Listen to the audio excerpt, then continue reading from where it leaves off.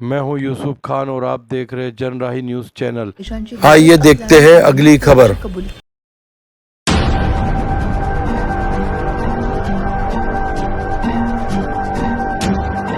यामध्ये चॅलेंज असा होता की ऑटो रिक्षाचा क्रमांक आपल्याला माहित नव्हता.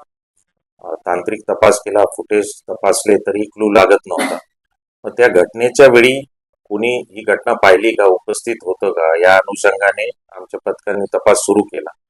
मग प्रत्यक्षदर्शी साक्षीदार निष्पन्न केले होते. मग त्यापैकी एका साक्षीदाराने ऑटो रिक्षाचे शेवटचे 4 आकडे नंबर मधले पाहिले होते. त्यांना सिरीज किंवा कोड माहीत नव्हता. त्या अनुषंगाने पोलिसांनी हे 4 अंक असलेले सर्व ऑटो रिक्षाची तपास केला.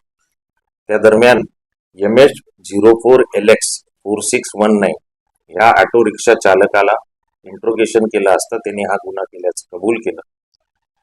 त्याच्याकडून आपण आतापर्यंत जे मणिमंगळसूत्र त्यांनी जबरी चोरी केलं होतं ते आणि ही गुन्ह्यातली ऑटो रिक्षा जप्त केलेली आहे. याचा तपास सिनियर केट ठाकरे करत आहे. आज PCR साठी त्याला न्यायालयात हजर करण्यात येणार आहे आणि त्यांनी गुन्ह्यात वापरलेला हत्यार आपण जप्त करणं बाकी आहे, ते करणार आहोत. आरोपीकडे आपण प्राथमिक जो तपास झाला आहे त्यांनी सांगितलं की त्यांनी होम लोन, त्याचप्रमाणे पर्सनल लोन आणि गाडीसाठी पण लोन काढलेलं होतं. त्याचे हप्ते फेडण्यासाठी पैसे नव्हते आणि त्याच उद्देशाने त्यांनी हा प्रकार केल्याचं तो सांगतो.